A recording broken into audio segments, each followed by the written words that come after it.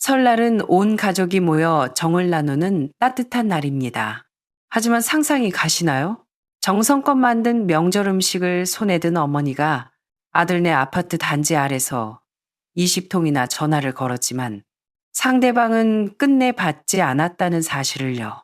문 안쪽에서는 웃음소리가 끊이지 않는데 문 밖에서는 홀로 찬바람을 맞으며 기다려야 했습니다.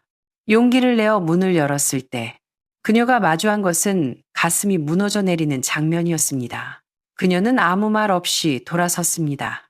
하지만 그녀의 뒷모습은 패배자의 것이 아니었습니다. 그것은 차라리 냉철한 각성이자 새로운 시작이었습니다. 그녀는 더 이상 침묵하지 않았고 더 이상 참지 않았습니다. 묵묵히 준비해 두었던 자신의 히든카드를 꺼내들어 자신이 마땅히 받아야 할 존중과 권리를 되찾았습니다. 행동으로 보여준 것입니다. 노인이라고 해서 가족을 위해 무조건 희생해야 하는 존재는 아니라는 것을요. 새벽 3시에 독백 채널에 오신 것을 환영합니다. 오늘 여러분은 문전박대당하던 한 어머니가 어떻게 삶의 주도권을 되찾고 구박받던 뒷방 늙은이에서 온 가족이 고개 숙이는 존재로 거듭났는지 보게 될 것입니다. 이것은 단순한 복수가 아닙니다. 너무나 늦었지만 그래서 더 통쾌한 반격의 이야기입니다. 제 이름은 박옥자. 올해 68입니다. 일찍 남편을 보내고 혼자 아들을 키워냈고 손자까지 3년이나 제 손으로 업어 키웠습니다. 저는 깐깐하거나 유난스러운 사람이 아닙니다. 산전수전 다 겪으며 거친 세월을 살았지만 나이 들어 겪은 가장 가슴 시린 일이 내 목숨보다 귀하게 여긴 아들에게서 비롯될 줄은 꿈에도 몰랐습니다. 그날은 설날 전날, 섣달 그 점이었습니다. 제 손에는 묵직한 보따리가 들려 있었습니다. 아들 녀석이 제일 좋아하는 제가 직접 푹 고아 만든 한방 족발과 7살 난 손주 지우에게 줄 새 옷이 들어 있었죠. 지우는 이제 제법 글씨도 쓰고 가끔 전화를 걸어 할머니가 해준 단팥죽 먹고 싶어 라고 애교를 부리기도 합니다. 저는 올해도 여느 때처럼 온 가족이 둘러앉아 떡국이라도 한 그릇 먹을 수 있을 거라 생각했습니다. 설령 제가 부엌에서 거들기만 하는 뒷방 늙은이 신세라도 좋으니 말입니다. 오후 4시 저는 서둘러 집을 나섰습니다. 버스를 타고 지하철로 갈아탄 뒤 10여 분을 더 걸어서야 아들네 집에 도착했습니다. 오래된 빌라를 재건축한 아파트라 복도는 좁았지만 꽤 많은 사람이 사는 곳이었죠. 아파트 아래서 올려다보니 아들네 베란다에는 명절 장식이 반짝이고 있었고 부엌 쪽에서는 달그락거리는 그릇소리와 맛있는 냄새, 그리고 희미하게 웃음소리가 흘러나왔습니다. 휴대전화를 꺼내 첫 번째 통화를 시도했습니다. 받지 않았습니다. 두 번째, 세 번째, 네 번째. 20통이 넘어가자 추위에 손 감각이 없어졌고 칼바람에 얼굴이 찢어질 듯 아팠습니다. 저는 아파트 화단벽에 기대어 비닐봉지를 품에 꼭 안았습니다. 마치 보물단지라도 되는 것처럼요.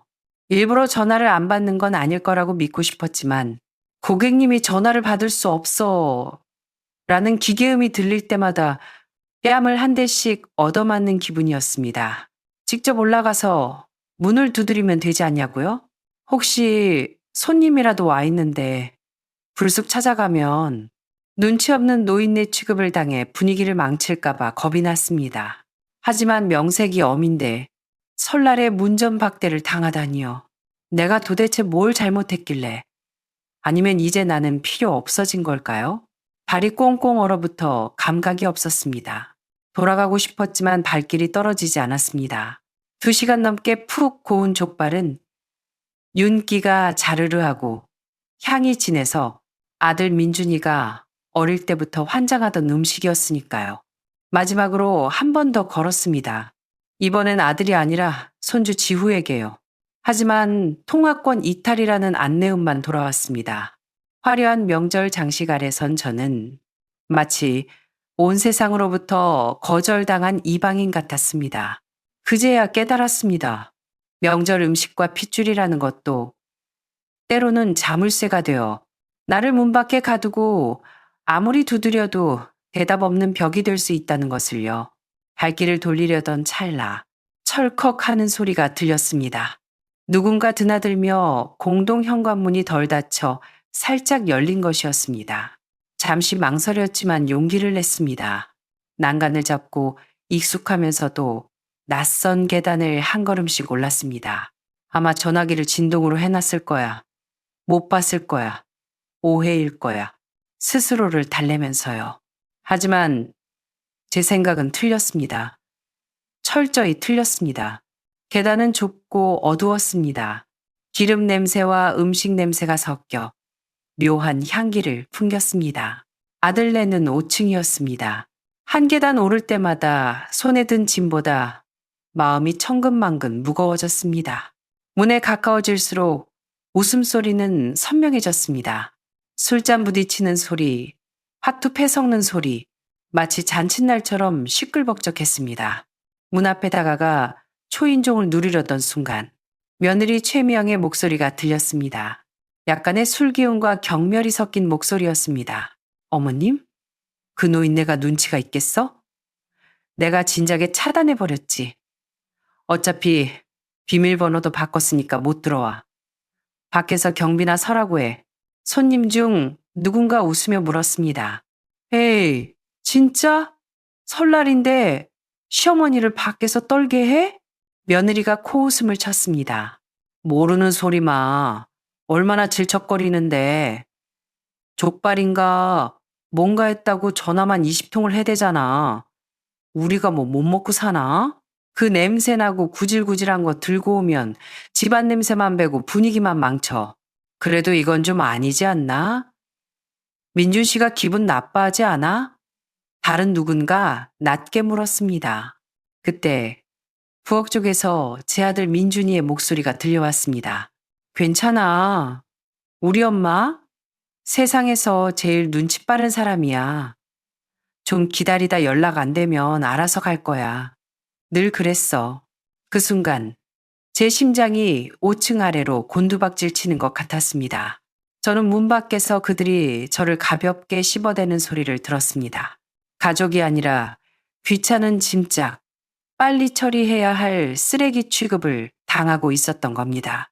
정성껏 만든 족발은 이미 차갑게 식어버렸고 국물이 흘러나와 제 외투 끝자락을 적셨습니다.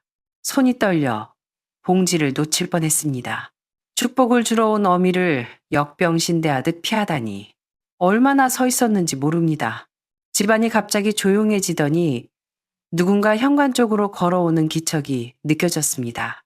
저는 화들짝 놀라 뒷걸음질 쳤고 그 바람에 봉지가 문에 부딪혀 툭 소리를 냈습니다.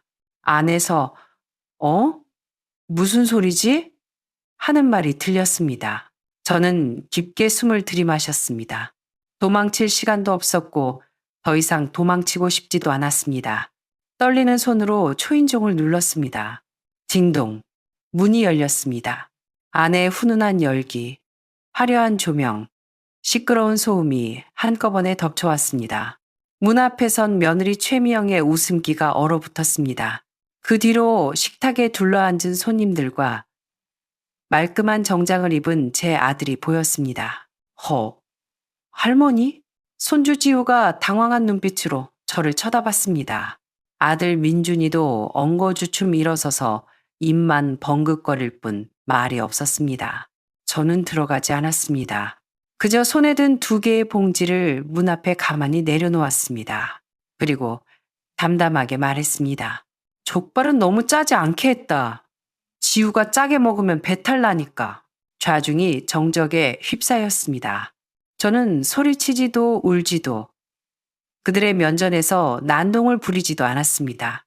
제 존엄은 이미 그들이 뱉은 말들에 의해 짓밟혀 가루가 되었으니까요. 저는 뒤를 돌아 계단을 내려왔습니다. 마치 생을 다 마친 노인처럼 바람이 불면 쓰러질 듯 위태로운 걸음이었습니다. 울지 않았습니다. 정말입니다. 하지만 눈앞이 흐릿해져 계단참에 전등이 켜져 있는지 꺼져 있는지조차 보이지 않았습니다.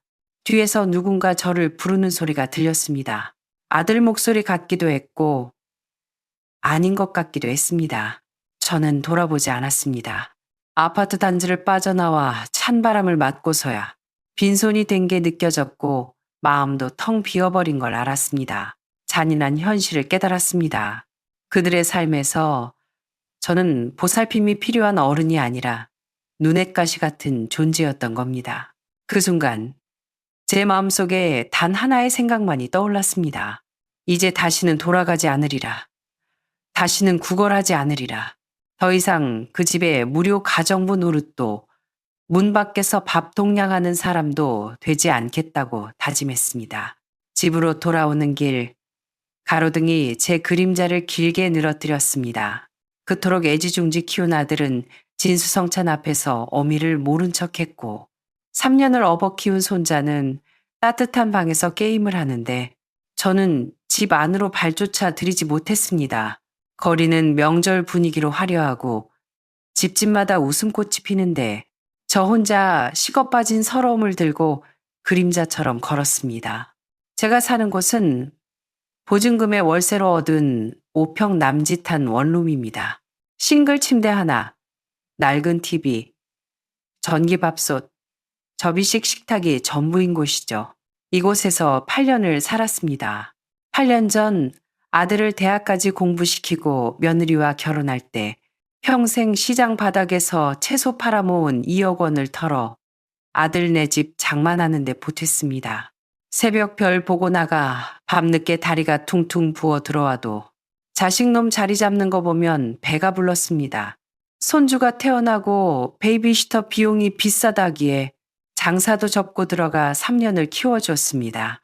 지우가 유치원에 들어가자 이제 젊은 사람들끼리 살아야죠 라는 말에 두말 없이 짐 싸들고 나왔습니다.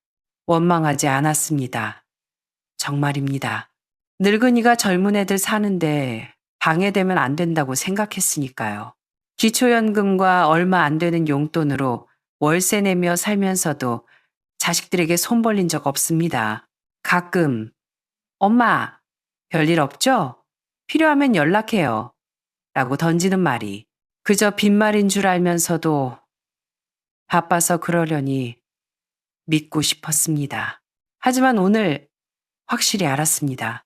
그들은 바쁜 게 아니라 마음속에 저를 위한 자리가 아예 없었다는 것을요. 침대에 걸터 앉아 아까 도로 가져오지 못한 그러나 제 마음속에 남아있는 그 족발을 생각했습니다. 휴대전화를 켜서 아들과의 대화창을 봤습니다. 마지막 메시지는 2달 전 제가 끓인 무국 사진을 보냈을 때 아들이 굿 2글자 보낸 게 전부였습니다. 더 이상 올려보지 않았습니다. 엄마, 이번엔 오지 마세요. 장모님 오신대요라는 문자를 다시 볼까 봐요. 갤러리에는 유치원 때 지우 사진이 가득합니다. 하지만 이제 그 아이도 제가 없는 삶에 익숙해졌습니다. 벽에 걸린 달력을 멍하니 바라보다가 문득 한 가지 사실이 떠올랐습니다. 제게는 아직 집이 한 채 더 있었습니다. 젊은 시절 자식 농사만 믿다간 큰일 난다며 악착같이 모아 사둔 마포구의 낡은 빌라였습니다. 아들 집 사줄 때도 이 집만은 팔지 않았습니다. 자식들에게도 정확한 위치는 알려주지 않았죠. 먼 친척 조카인 상훈이에게 월세 20만 원만 받고 빌려주고 있었습니다. 계약서도 제가 직접 썼고 제 오랜 친구 영숙이가 증인까지 섰으며 공증까지 마친 상태였습니다. 워낙 낡은 집이었지만 위치가 좋아 몇 년 전부터 개발업자들이 기웃거린다는 소문이 있었습니다. 저는 그저 노후의 마지막 보루라고만 생각했습니다. 그때 제 안에서 목소리가 들렸습니다. 더 이상은 안 돼. 자식에 대한 미련 때문이 아니라 지난 세월 나의 희생이 아까워서라도 이렇게 살 수는 없었습니다. 저는 친구 영숙이에게 전화를 걸었습니다. 여보세요? 영숙이니? 나 옥자야. 웬일이야? 오늘 설날인데 아들네 안 갔어? 잠시 침묵하다 떨리는 목소리로 물었습니다. 나 지금 너네 집에 좀 가도 될까? 어디야? 내가 데리러 갈게. 영숙이는 주소를 듣자마자 10분 만에 달려왔습니다. 저를 보자마자 얼굴색이 변했습니다. 야, 너 왜 이렇게 살이 빠졌어? 저녁은 설인데 밥도 못 얻어 먹은 거야? 저는 쓴 웃음을 지었습니다. 응, 내 반찬이 궁상 맞다고 해서 그냥 나왔다. 영숙이는 제 손을 잡으며 말했습니다. 가자. 우리 집에 가서 실컷 먹고 자. 아무도 뭐라 할 사람 없어. 영숙이네 집에서 뜨끈한 국과 반찬을 먹으니 그제야 얼어붙었던 몸과 마음이 녹아내리는 듯 했습니다. 자초지종을 털어놓자 영숙이는 식탁을 치며 화를 냈습니다. 그 며느리 진짜 못돼 먹었네. 내가 진작에 알아봤어. 참지 마, 옥자야. 저는 고개를 저었습니다. 걔들 탓만 할 게 아니야. 내가 호구처럼 구니까 당연한 줄 알았던 거지. 잠시 후 영숙이가 물었습니다. 너 마포의 그 빌라 기억나? 아직 안 팔았지? 그럼 상훈이가 살고 있잖아. 상훈이가 얼마 전에 그러더라. 그 동네 올해 말에 재개발 확정될 거라고. 보상이 꽤 쏠쏠할 거래. 정말? 그렇다니까. 재개발 들어가면 집주인인 네가 1순위야. 상훈이는 세입자고. 그날 밤 저는 난생 처음 가족이 아닌 친구 집에서 설을 보냈지만 어느 때보다 편안하게 잠들었습니다. 설날 아침 영숙이는 떡국과 전을 차려주며 말했습니다. 오늘은 아무 생각 말고 푹 쉬어. 창밖으로 햇살이 쏟아지는데 묘한 평온함이 느껴졌습니다. 지난 몇 년간 처음으로 도구가 아닌 사람 대접을 받는 느낌이었습니다. 아침을 먹고 상훈이를 만나러 갔습니다. 상훈이는 마포빌라 입구에서 담배를 피우다 우리를 보고 황급히 껐습니다. 고모님, 오셨어요? 여전히 예의 바르고 순박한 청년이었습니다. 집안은 낡았지만 깔끔했습니다. 고모님 드릴 말씀이 있어요. 재건축 조합 설립인가가 났어요. 여기 공문이요. 상훈이가 서랍에서 서류를 꺼내 보여주었습니다. 현금 청산하면 시세 쳐서 적어도 15억 원은 나올 거고 아니면 입주권의 이주비도 나올 거예요. 15억. 저는 숨이 턱 막혔습니다. 그냥 노후 대책 정도라 생각했는데 인생 역전의 동아줄이 될 줄이야. 상훈이는 덧붙였습니다. 고모님, 저는 세입자 몫의 이주비만 받으면 돼요. 나머지는 다 고모님 거예요. 제가 고모님이랑 50년 장기 임대차 계약 공증해 놓은 거 아시죠? 누가 와서 뺏으려 해도 절대 못 건드려요. 저는 고개를 끄덕였습니다. 고맙다 상훈아. 내가 죽더라도 이 계약은 아무도 못 건드린다. 돌아오는 길 머릿속이 맑아졌습니다. 재개발 소식이 퍼지면 아들 내외가 냄새를 맡고 달려들 게 뻔했습니다. 그들은 저를 사랑해서가 아니라 돈이 될 이 낡은 집을 사랑해서 저를 찾을 겁니다. 그날 저녁 저는 일부러 영숙이와 다정하게 찍은 사진을 가족 단톡방에 올렸습니다. 오랜 친구와 함께 따뜻한 명절이라는 문구와 함께요. 3분도 안 되어 아들에게 전화가 왔습니다. 받지 않고 진동하는 화면만 바라보았습니다. 잠시 후 문자가 왔습니다. 엄마 어디세요? 지우가 할머니 보고 싶대요. 답장하지 않았습니다. 몇 시간 뒤 며느리가 지우 사진을 보냈습니다. 제가 예전에 만들어준 베개를 안고 우는 사진이었습니다. 어젯밤에 베개 안고 울었어요. 가슴이 욱신거렸습니다. 지우는 죄가 없으니까요. 하지만 아이는 감정 거래의 인질이 아닙니다. 저는 휴대전화를 덮고 영숙이에게 말했습니다. 이제 그들이 무슨 짓을 해도 내 집에서 땡전 한 푼 안 줄 거야. 설 연휴 마지막 날 아들에게서 문자가 쏟아졌습니다. 엄마 왜 그러세요? 걱정돼요. 우리가 잘못했어요. 지우가 할머니 찾아요. 영숙이가 옆에서 혀를 찼습니다. 재개발 소문 돌았나 보다. 냄새 맡았네. 점심때쯤 초인종이 울렸습니다. 인터폰을 보니 며느리의 친정엄마 정순자였습니다. 화려한 옷을 입고 비싼 과일 바구니를 든 채 서 있었습니다. 문을 열어주자마자 호들갑을 떨며 들어왔습니다. 아이고, 사돈어른, 여기서 뵙네요. 애들이 얼마나 걱정했는지 몰라요. 본론은 금방 나왔습니다. 사돈, 마포에 그 집 있잖아요? 우리 미영이가 둘째 가졌는데 지금 집이 너무 좁아요. 그 집 팔아서 애들 넓은 아파트로 이사 좀 시켜주면 어떨까 해서 마치 맡겨놓은 돈 찾아가듯 뻔뻔한 태도였습니다. 저는 차를 한 모금 마시고 차갑게 말했습니다. 그 집 이미 50년 장기 임대 줬습니다. 공증까지 해서 못 팔아요. 네? 누구한테요? 제 조카 상훈이요. 작실한 애라 쫓아낼 수 없어요. 정순자의 얼굴이 불그락 푸르락해졌습니다. 아니, 그래도 아들이 먼저지. 사돈 늙어서 그 돈 다 쥐고 있으면 뭐해요. 그러다 나중에 며느리한테 찬밥 신세 되려고 그래요? 고독사 하기 싫으면 처신 잘하세요. 저는 자리에서 일어나 정순자의 눈을 똑바로 쳐다봤습니다. 사돈, 내가 언제 죽든 내 알바입니다. 내가 대개딸 산후조리 해주고 손자 키워줄 때 고맙다는 말 한마디 했습니까?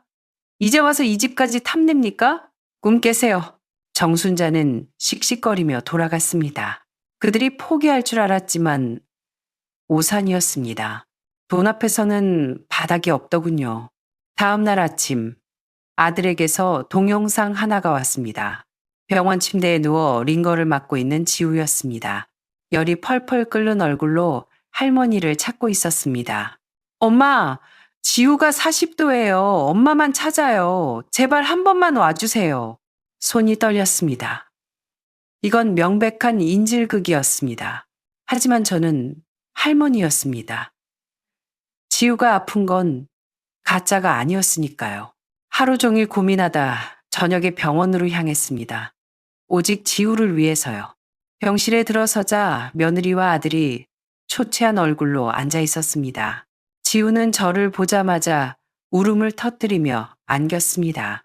할머니, 가지 마. 저는 3시간 동안 지우를 간호하고 재웠습니다.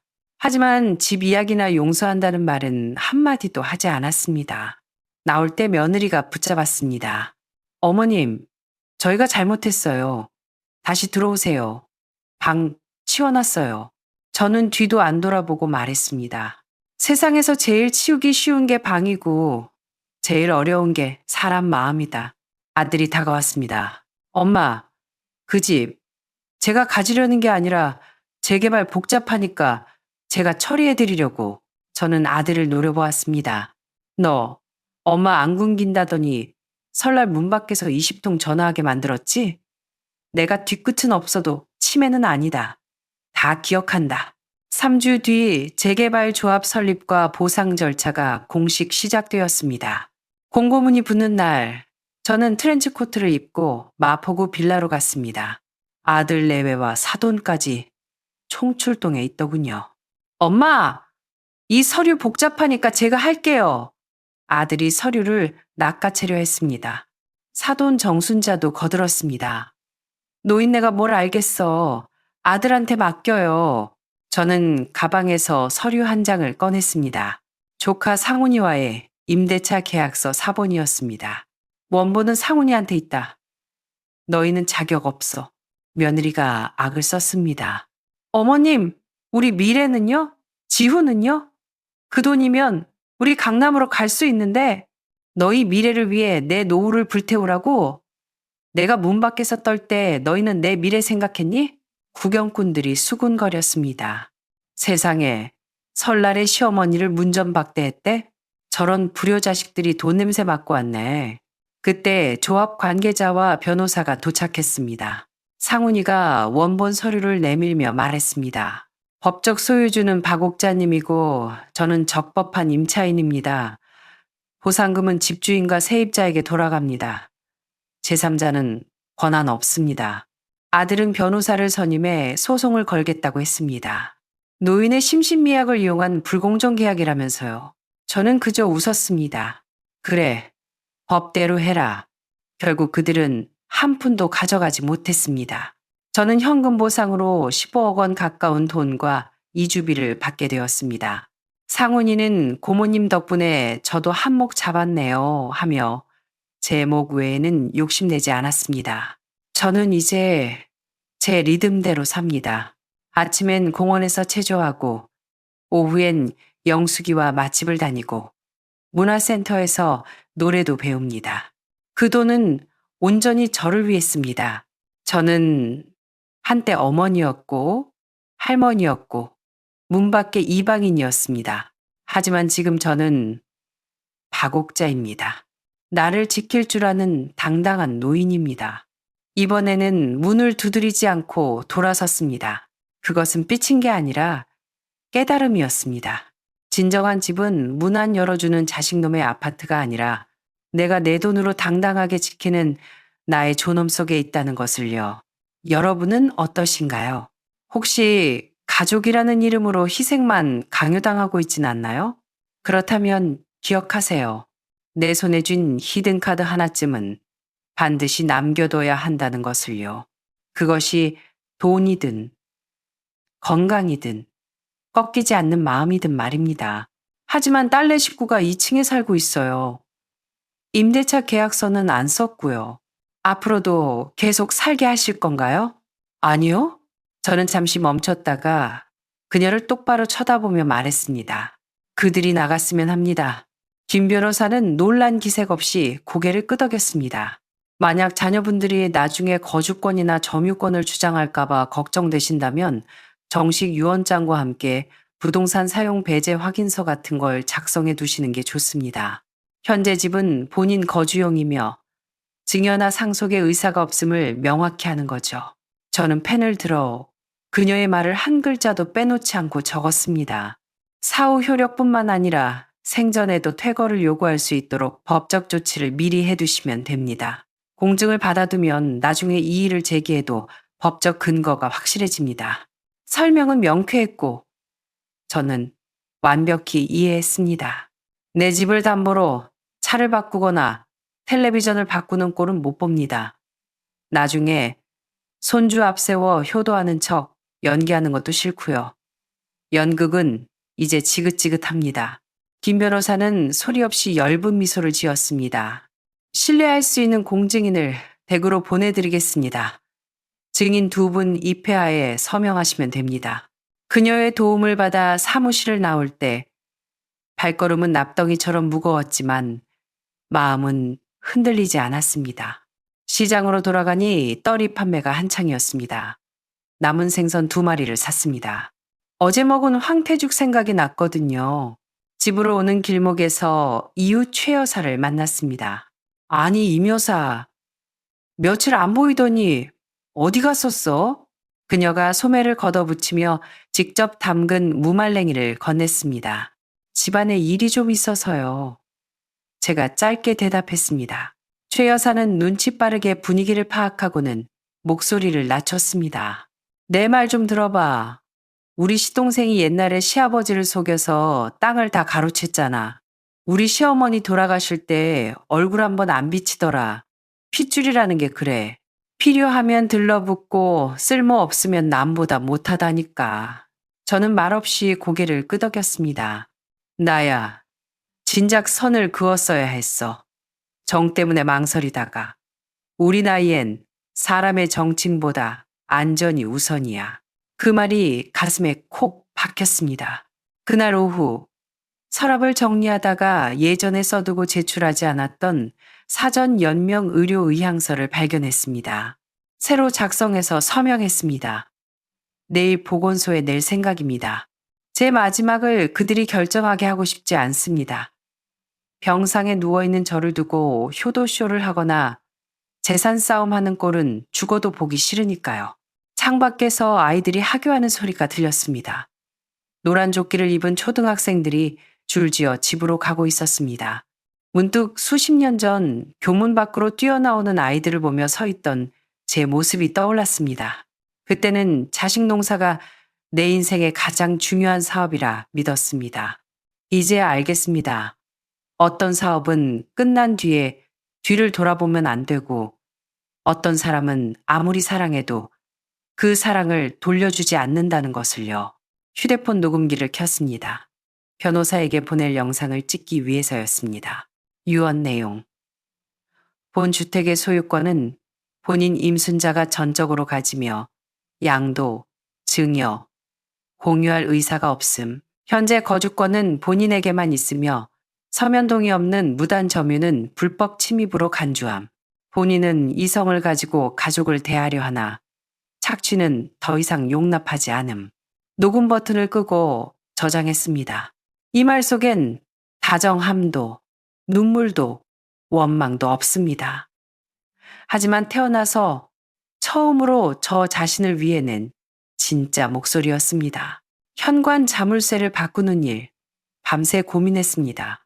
예전엔 자물쇠가 고장나면 사위 민호에게 전화할 생각부터 했습니다. 싼 걸 샀다느니, 번호키 쓸 줄 모른다느니, 열쇠가 많아 귀찮다느니 하는 잔소리를 들으면서도 참았습니다. 남자가 손을 봐야 한다고 생각했으니까요. 하지만 이번엔 누구도 기다리지 않았습니다. 잔소리도 듣고 싶지 않았습니다.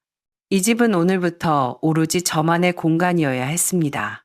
다음날 철물점에 가서 사장님께 가장 튼튼하고 복잡한 걸로 달라고 했습니다. 앞문, 뒷문, 자물쇠 싹 다 바꿔주세요.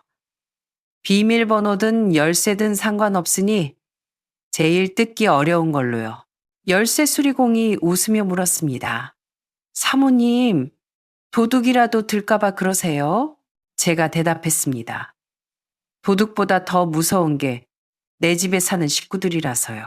오후 3시 수리공들이 와서 작업을 시작했습니다. 앞문엔 최신 디지털 도어록을, 뒷문엔 이중 잠금 장치를 달았습니다. 거실에 앉아 금속이 부딪히는 탕탕 소리를 들었습니다. 문을 고치는 소리가 아니라 제 마음을 두드리는 소리 같았습니다.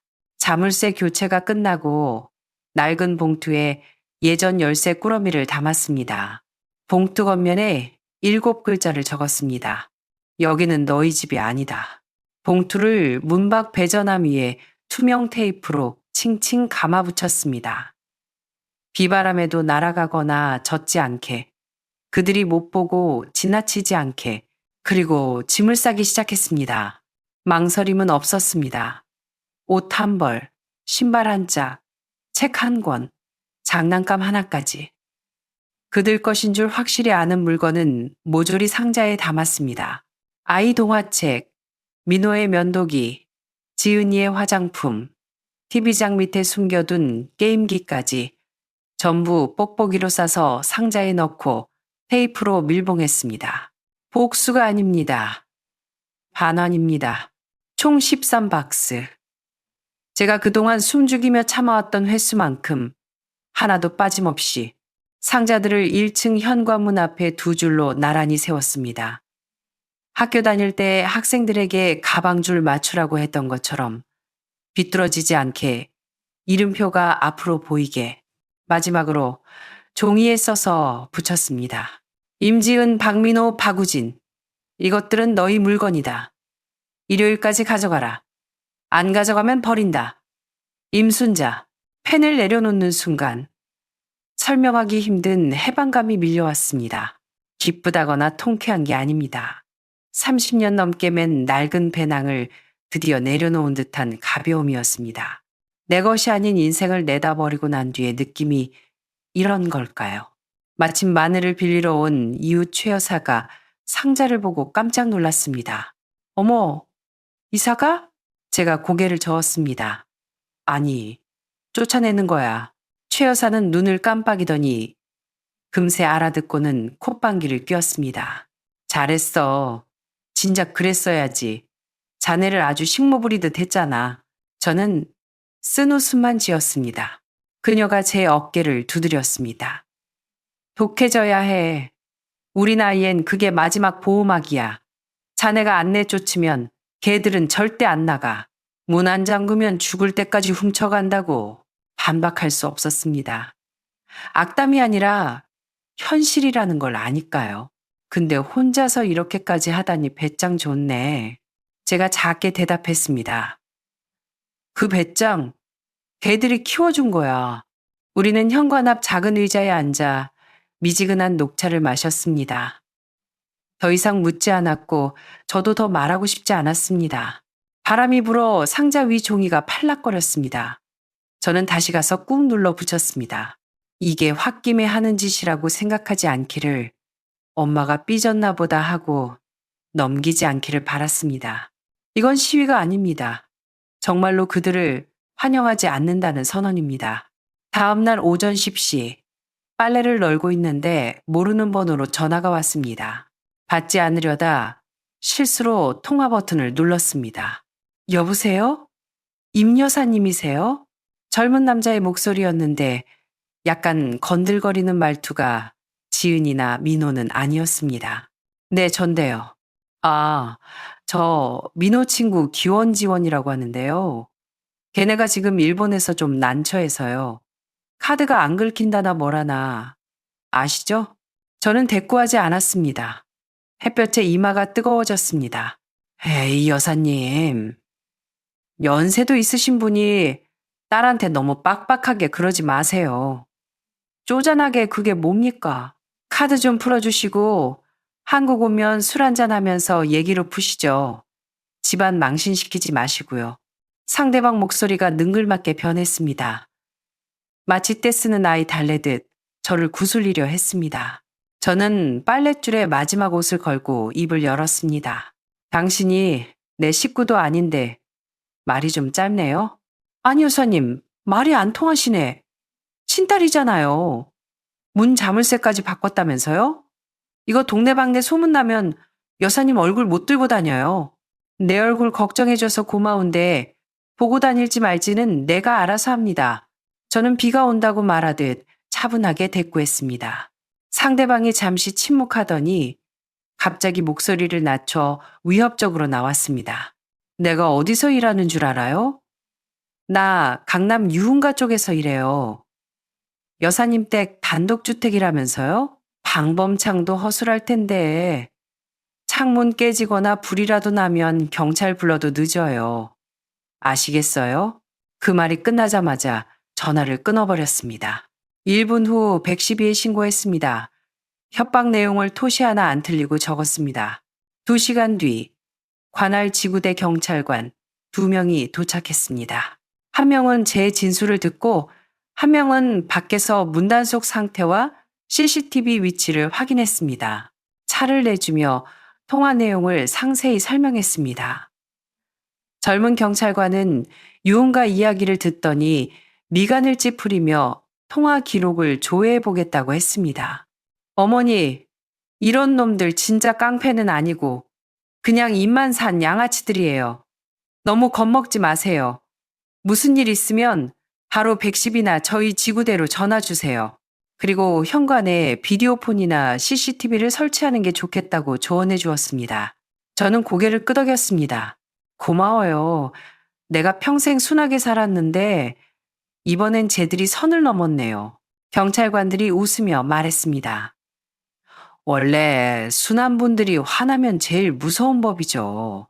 경찰을 보내고 문을 잠근 뒤 안전걸쇠를 2개 더 달았습니다. 부엌 창문엔 굵은 나무 막대기를 끼워 밖에서 못 열게 했습니다. 예전엔 젊은 사람들이 저보고 예민하다고 했지만 이제 이건 필수 생존 전략입니다. 오후 5시 반, 다시 휴대폰이 울렸습니다. 이번엔 지은이었습니다. 전화를 받자마자 다짜고짜 따지는 목소리가 들렸습니다. 엄마, 일을 이렇게 크게 키워야겠어? 엄마라고 부르지도 웃음기도 없는 차가운 질문이었습니다. 민호 친구가 그러는데 엄마가 경찰에 신고했다며? 그냥 걱정돼서 전화한 사람한테 너무한 거 아니야? 걱정이 아니라 협박이더라. 아, 진짜. 말투가 좀 거칠어서 그렇지. 그렇다고 딸내 가족을 범죄자 취급해? 우리 집 앞에 집 내놓고 쫓아내는 건 말이 되고? 우리도 체면이라는 게 있어. 체면이 깎인다고 느끼는 건 너희가 잘못했다는 걸 알기 때문 아니니? 제가 조용히 말했습니다. 지은이가 잠시 말문이 막힌 듯 하더니 다시 소리쳤습니다. 우린 그냥 좀 편하게 쉬고 싶었을 뿐이라고. 엄마, 우리도 힘들어. 엄마는 맨날 희생이니 봉사니 하면서 우리한테 부담 주잖아. 우리가 엄마 기분까지 맞춰줄 의무는 없잖아. 나도 내 기분 맞춰달란 적 없다. 제가 잠시 말을 끊었습니다. 다만 더 이상 너희 발밑에 깔린 카펫 노릇은 안 하겠다는 거야. 지은이가 코웃음을 쳤습니다. 그래서? 독거노인으로 늙어 죽고 싶어. 우진이도 이제 엄마 손자 아니야. 다시는 애 볼 생각하지 마. 그 말은 돌멩이처럼 날아와 박혔지만 저는 목소리를 떨지 않았습니다. 생각 많이 했다. 나 안 싸울 거야. 우진이는 너희 자식이지만 나는 너희 도구가 아니야. 10여 초간 침묵이 흘렀습니다. 엄마, 후회할 거야. 지은이가 마지막 한마디를 던졌습니다. 난 이미 30년을 후회했다. 이제 더는 후회하고 싶지 않아. 전화는 뚝 끊겼습니다. 휴대폰을 탁자에 내려놓고 깊게 심호흡을 했습니다. 그제야 등 뒤가 식은땀으로 흠뻑 젖은 게 느껴졌습니다. 비국날 새벽, 저는 휴대폰 CCTV 앱으로 그들을 지켜보고 있었습니다. 새벽 4시 56분. 아직 동이 트지 않은 어스름한 시간. 가로등 불빛이 대문 앞을 비추고 있었습니다. 그림자 2개가 길게 늘어졌습니다. 캐리어를 끄는 남자, 그리고 담요를 뒤집어 쓴 아이를 안고 있는 여자. 입모양을 보니 뭔가 투덜거리는 것 같았습니다. 일본에서 막 돌아온 차림새는 꼬질꼬질했습니다. 공항에서 급하게 샀는지 얇은 점퍼를 걸친 민호와 헝클어진 머리의 지은이, 우진이는 하품을 하며 피카츄 인형을 끌어안고 있었습니다. 그들은 마치 아무 일도 없었던 것처럼 당연하게 대문 앞으로 걸어왔습니다. 민호가 열쇠를 꺼내 구멍에 꽂으려 했습니다. 들어가지 않았습니다. 다시 돌려보고 힘을 줘봐도 소용없었죠. 민호가 지은이를 돌아보며 말하는 게 보였습니다. 야, 장모님, 진짜 자물쇠 바꿨나 봐. 지은이 얼굴이 흑빛이 되었습니다. 말도 안 돼. 엄마가 그럴 깡이 어딨어. 민호가 문에 붙은 종이를 발견했습니다. 사유지, 외부인 출입 금지, 그리고 그 밑에 제가 써붙인 7글자. 여기는 너희 집이 아니다. 저는 침대에 걸터 앉아 그 작은 화면을 응시했습니다. 아무 말도 나오지 않았습니다. 화면 속 지은이가 갑자기 문고리를 잡고 거칠게 흔들기 시작했습니다. 엄마, 문 열어. 이게 무슨 짓이야? 우진이 놀라잖아. 엄마! 아이가 놀라 울음을 터뜨렸습니다. 할머니, 할머니, 문 열어줘요. 눈을 감았습니다. 가슴이 칼로 베이는 듯 아팠습니다. 민호가 문틈을 살피더니 욕설을 뱉었습니다. 와, 진짜 바꿨네. 노인네 진짜 돌았나? 그리고 그들은 옆에 쌓인 종이 상자들을 발견했습니다. 며칠 전부터 쌓아둔 13개의 상자.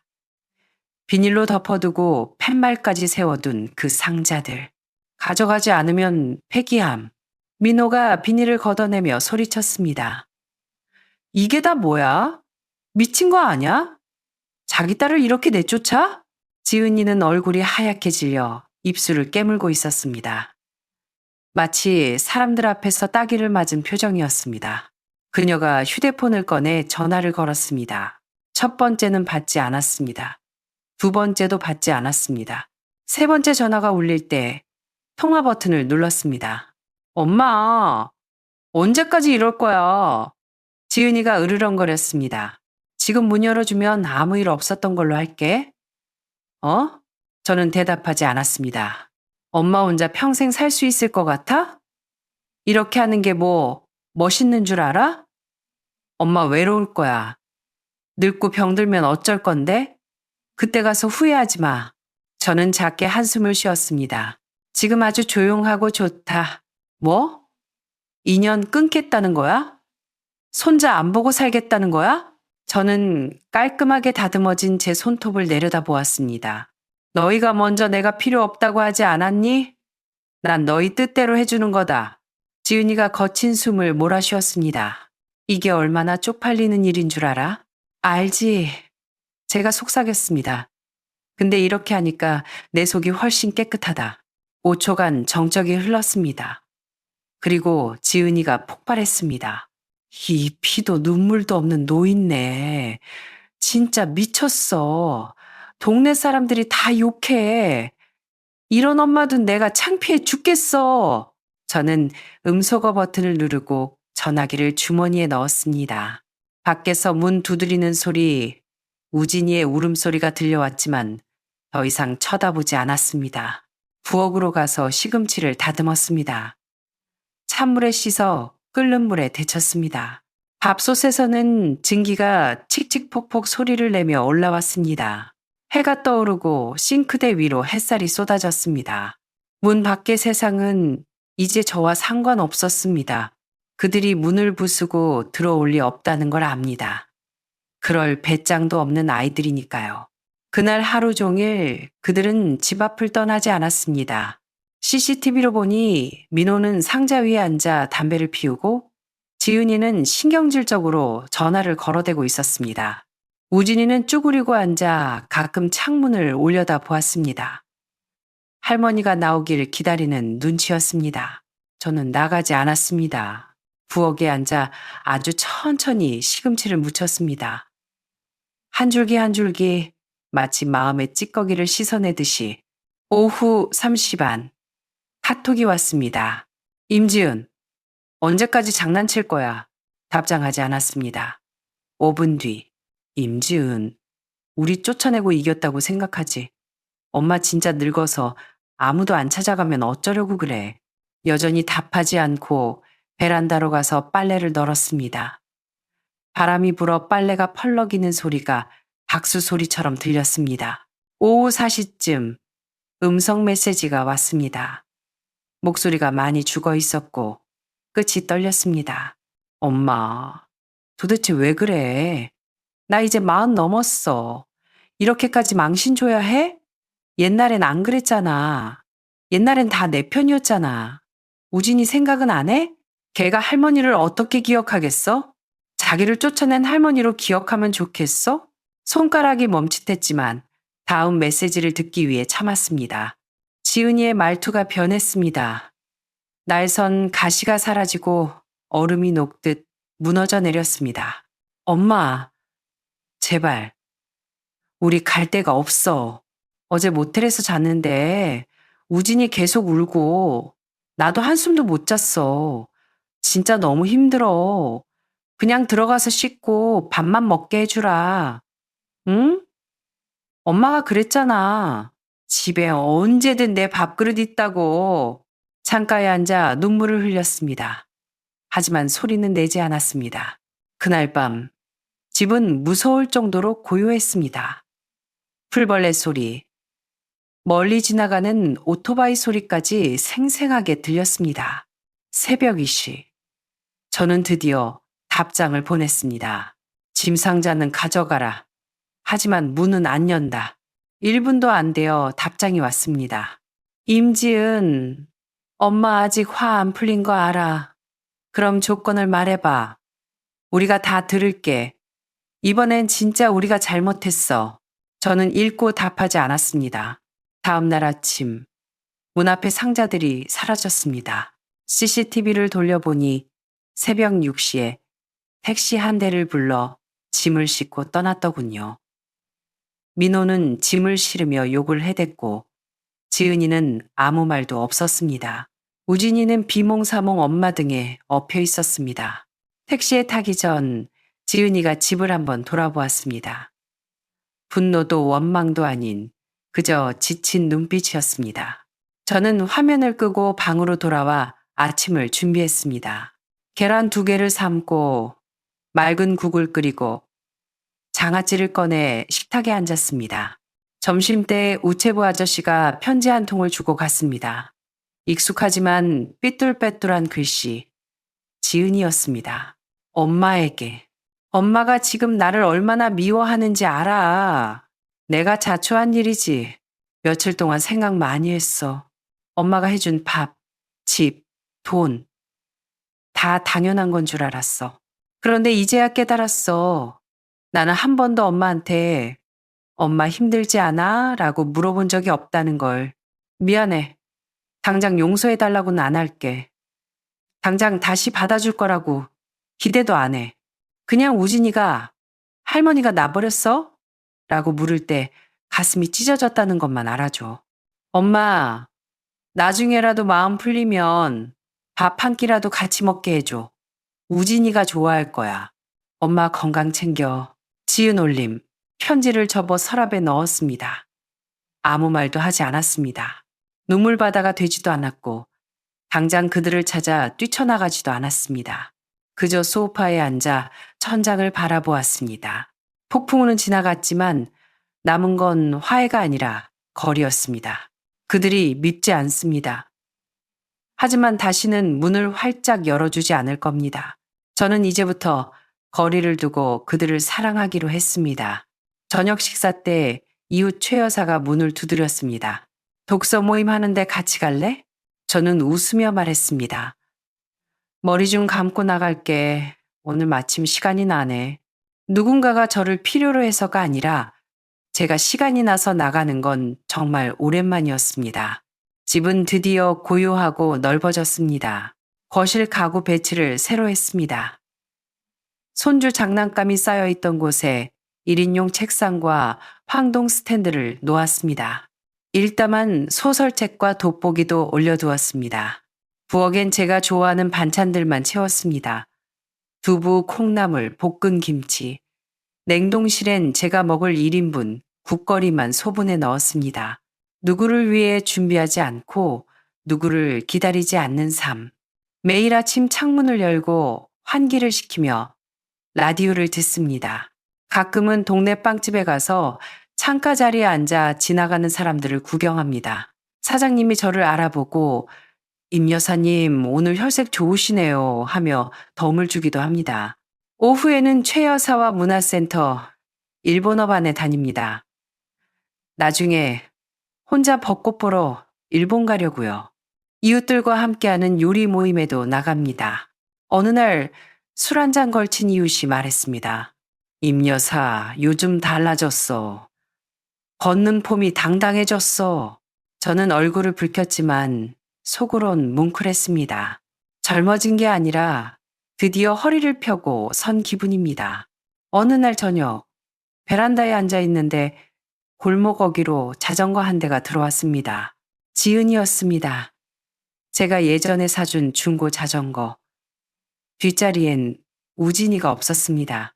그녀는 건너편에 멈춰서서 초인종도 누르지 않고 가까이 오지도 않은 채 그저 제 쪽을 바라보고 서 있었습니다. 저도 일어나지 않았습니다. 내려가지도 않았습니다. 그저 빈 골목을 사이에 두고 서로를 바라보았습니다. 사과하러 온 것 같지도 싸우러 온 것 같지도 않았습니다. 그저 제가 거기 있는지 확인하러 온 것 같았습니다. 몇 초 뒤 지은이는 고개를 꾸벅 숙이더니 자전거를 돌려 사라졌습니다. 손을 흔들지도 슬퍼하지도 않았습니다. 저는 고개를 돌려 베란다에 핀 난초를 보았습니다. 최 여사가 준 것인데 보라색 꽃이 활짝 피어 있었습니다. 사람들은 노년이 집으로 돌아가는 길귀이라고 합니다. 하지만 저는 이제야 알았습니다. 모든 사람이 돌아갈 집을 찾는 건 아니라고요. 하지만 저는 찾았습니다. 저만의 집을요. 단순히 이 2층 집이 아니라 더 이상 비굴하지 않고 버림받을까 두려워하지 않으며 모든 것에 예스라고 하지 않는 저 자신이라는 집을 말입니다. 돌이켜보면 저항하고 싶었던 적이 없었던 건 아닙니다. 그때마다 가족인데 뭐 좋은 게 좋은 거지 하며 참았을 뿐입니다. 그 좋은 게 좋은 거라는 말이 제 존엄을 담보로 잡히는 일인 줄도 모르고요. 이 일을 겪으며 뼈저리게 느낀 3가지가 있습니다. 첫째, 선이 없는 헌신은 사랑이 아니라 착취의 기회일 뿐입니다. 저는 희생이 사랑인 줄 알았습니다. 그들이 힘들지 않게 제가 다 짊어지면 되는 줄 알았습니다. 하지만 그들은 제 등 뒤에 얼마나 무거운 짐이 있는지 쳐다보지도 않았습니다. 진정한 사랑은 무조건 주는 게 아니라 거절할 줄 알고 책임을 가르치는 것입니다. 둘째, 집은 핏줄이라고 무조건 같이 사는 곳이 아니라 서로 존중하는 사람만이 남을 수 있는 곳입니다. 피는 물보다 진하다지만 그건 양심이 있을 때 얘기입니다. 저는 독거노인이 될지언정 외롭지는 않을 겁니다. 제 지갑만 쳐다보는 사람들 틈에 있느니 혼자 따뜻한 국을 마시며 구름을 보는 게 낫습니다. 셋째, 뒤늦은 각성이 평생의 잠보다 낫습니다. 67에 깨달은 게 좀 늦긴 했습니다.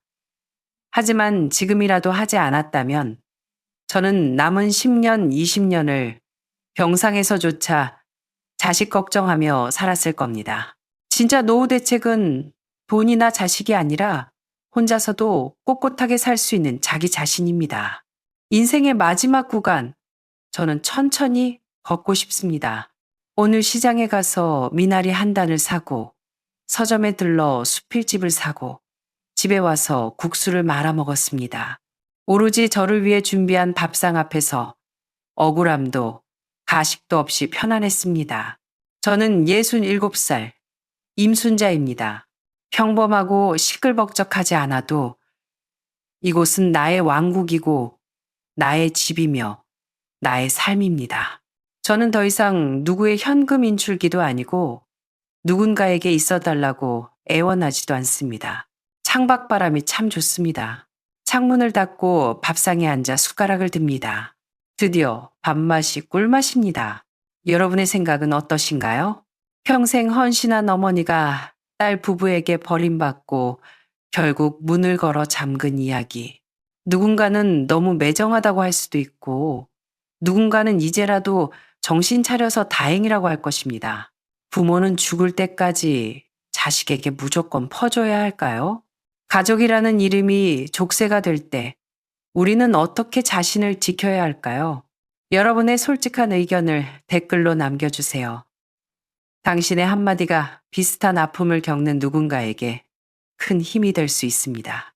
이 이야기에 공감하신다면 구독과 공유 부탁드립니다. 감사합니다.